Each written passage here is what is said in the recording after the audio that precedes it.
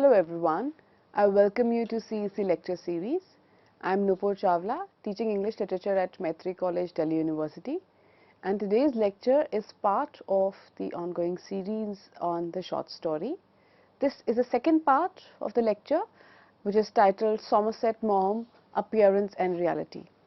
In the first part of the lecture, we looked at the background of the author, Somerset Maugham.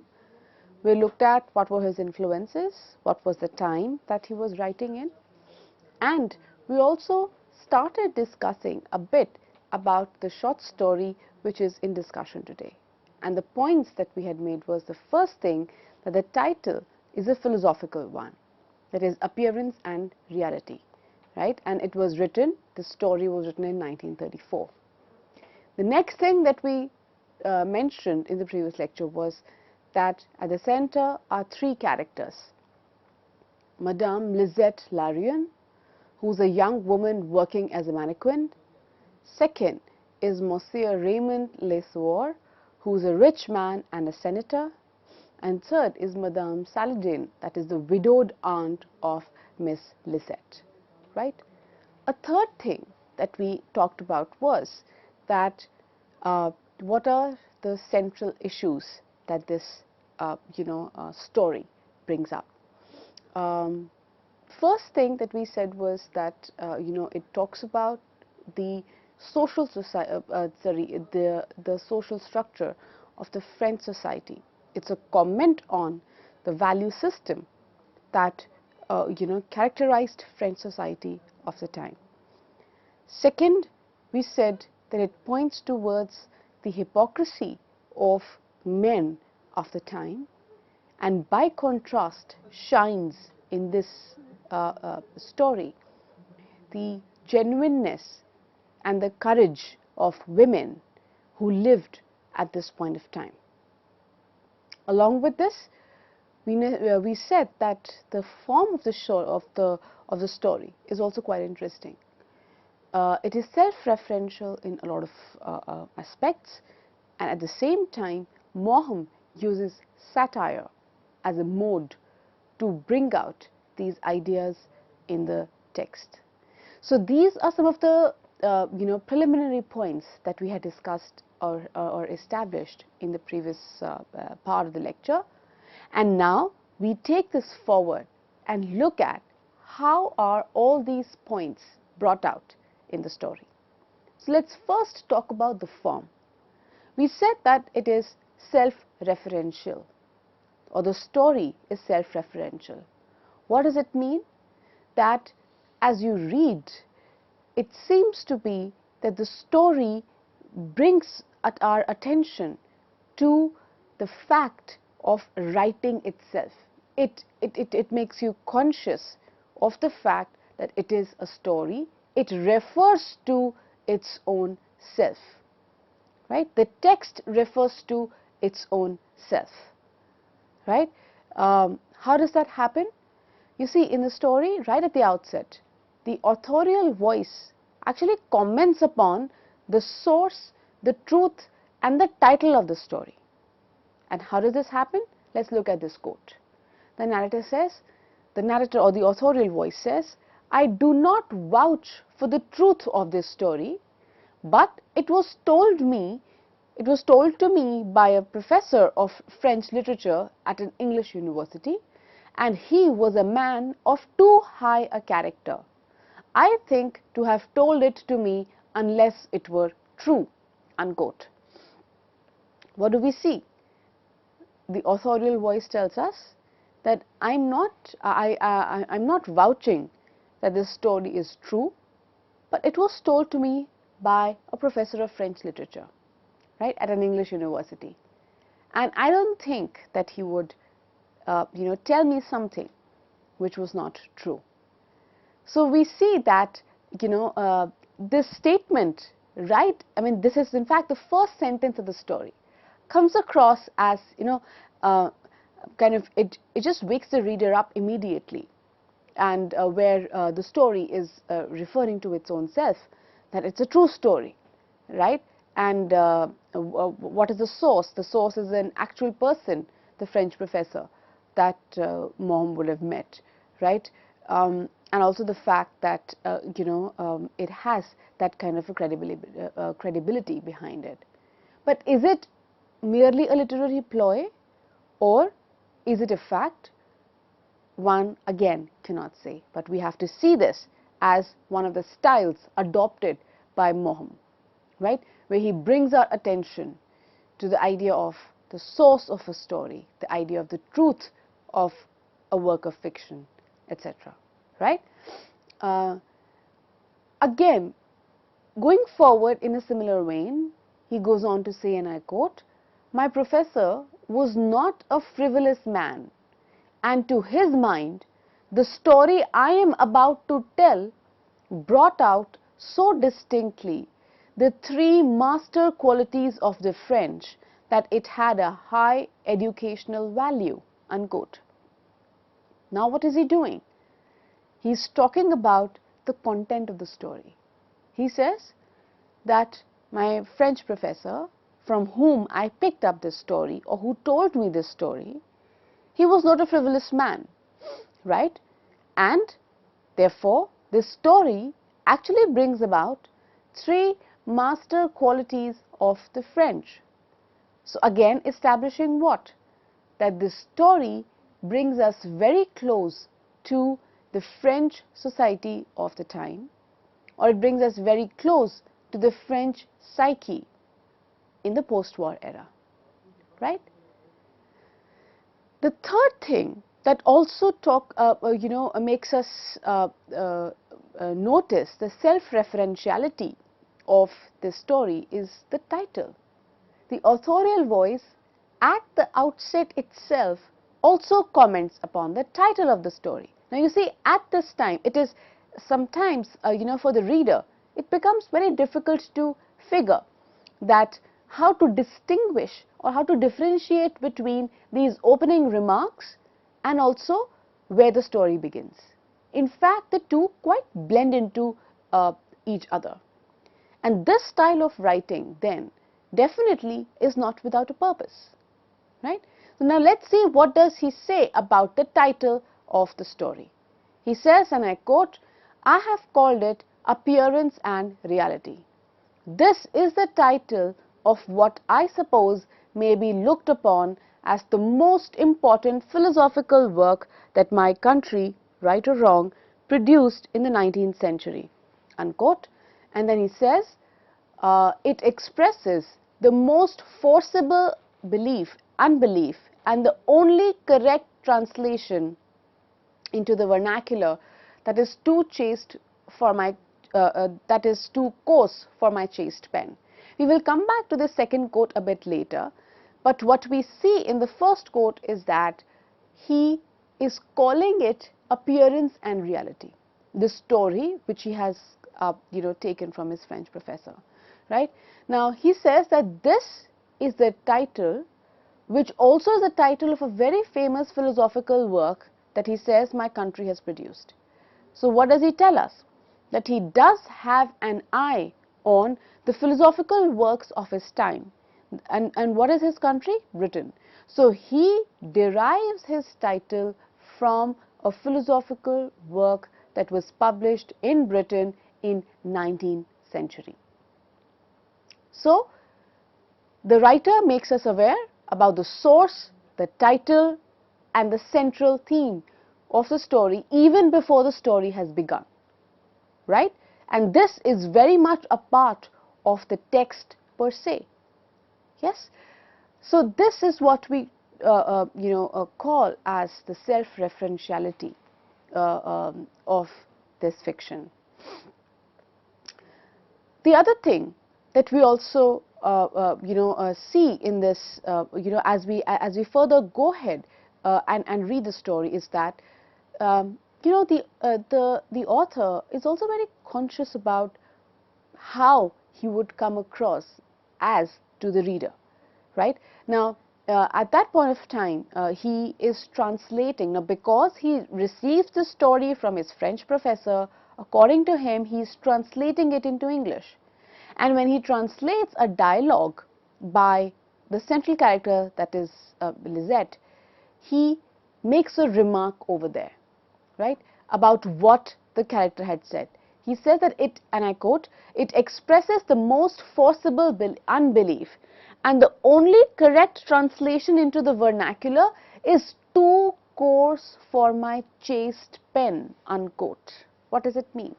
He says that if I translate into the vernacular, which means into English, exactly what that character says in the story, that's going to be too coarse for my chaste pen. It means that it's going to be too, I would say, questionable, a thing to be said so openly, because my pen is chaste.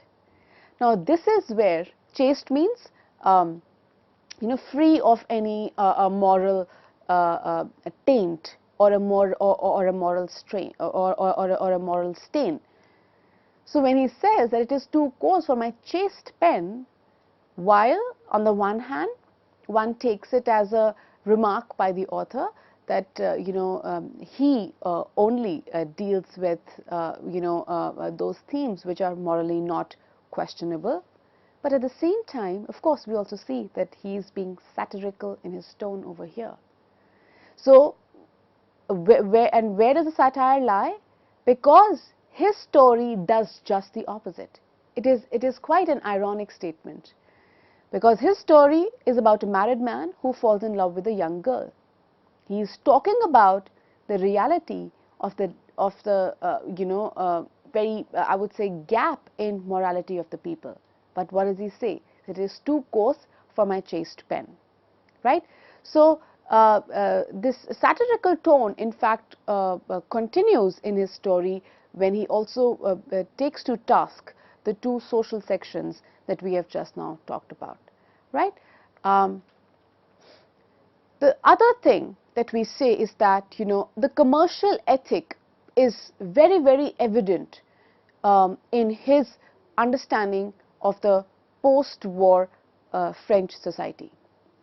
It is very, very commercial in nature.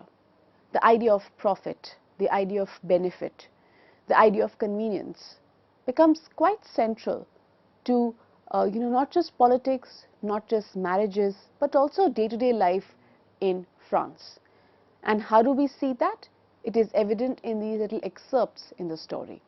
Now, first let us see how does commercial ethic permeate marriage.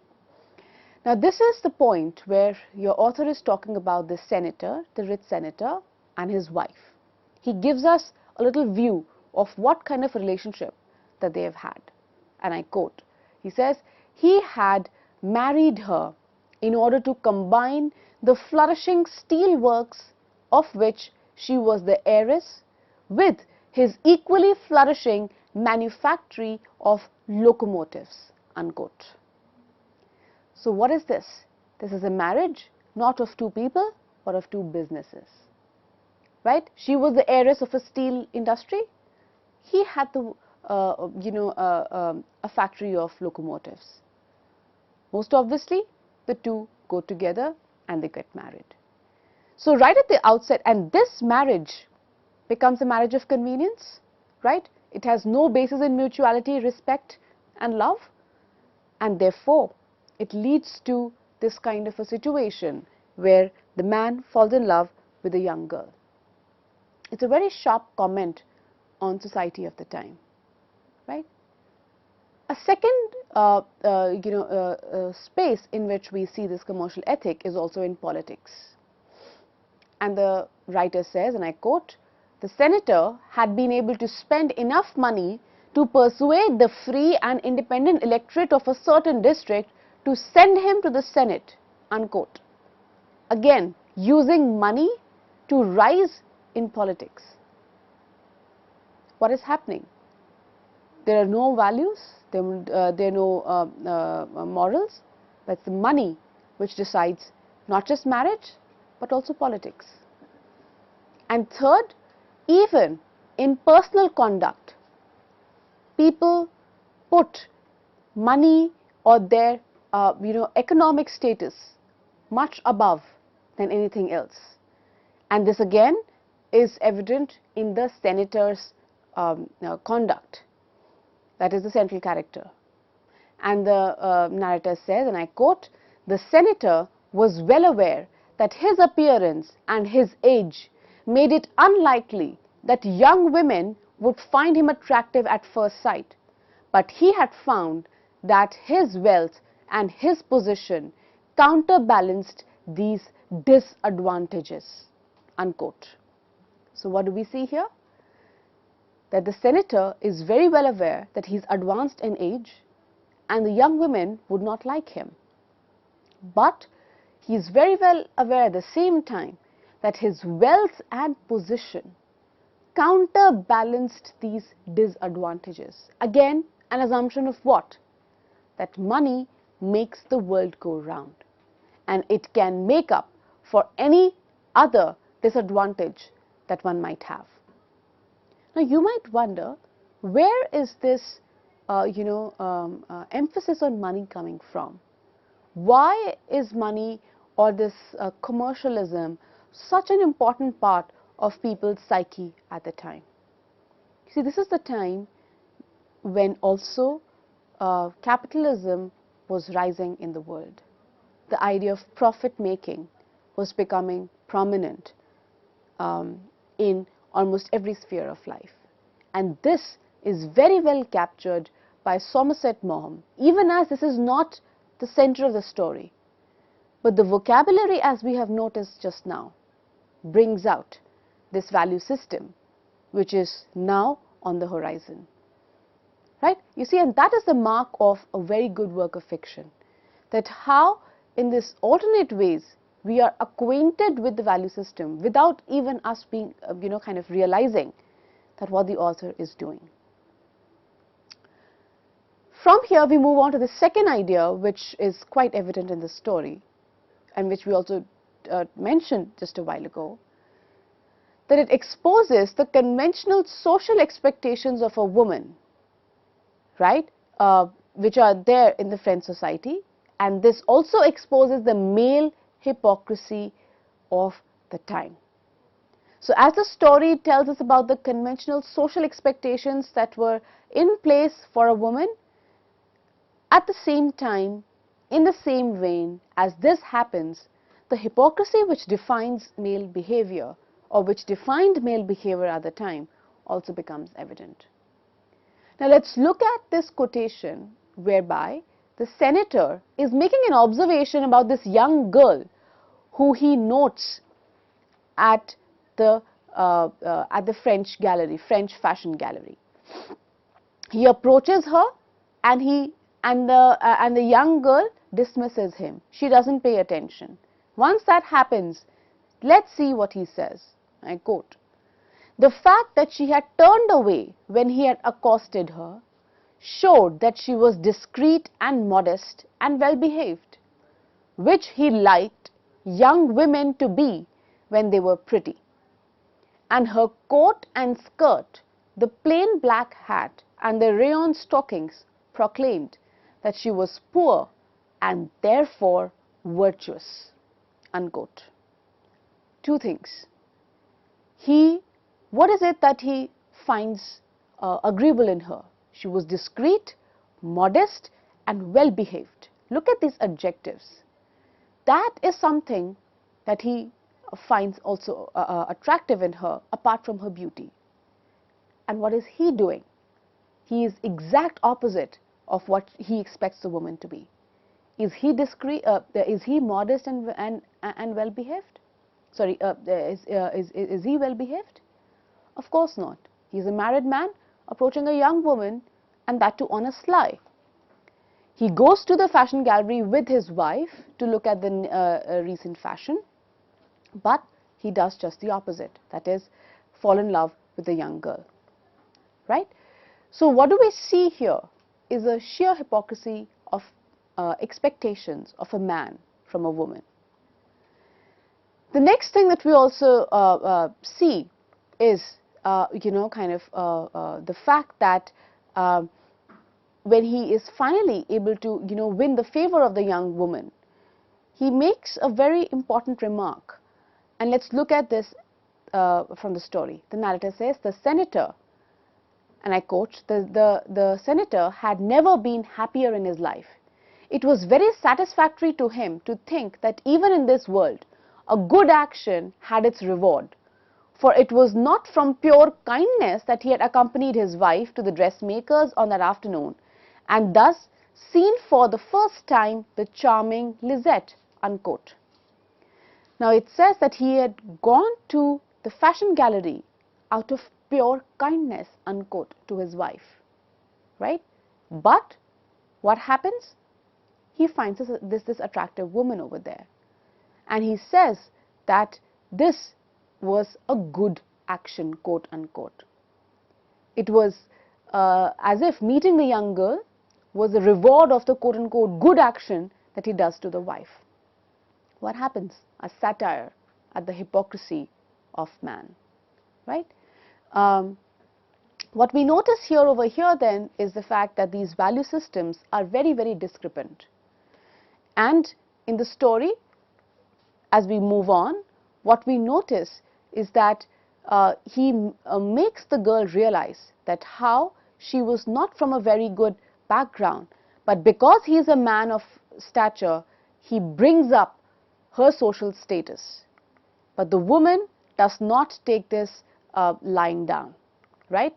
And and she remarks in a very strong way, and let's look at this quotation where she says that the daughter, and I begin quote, the daughter of poor but honest parents, I have no reason to be ashamed of my origins. And it is not because I have earned my living in a humble sphere that you have the right to reproach me, unquote. So as the man makes her realize that, I have been the reason behind you rising up in social life, she refuses that.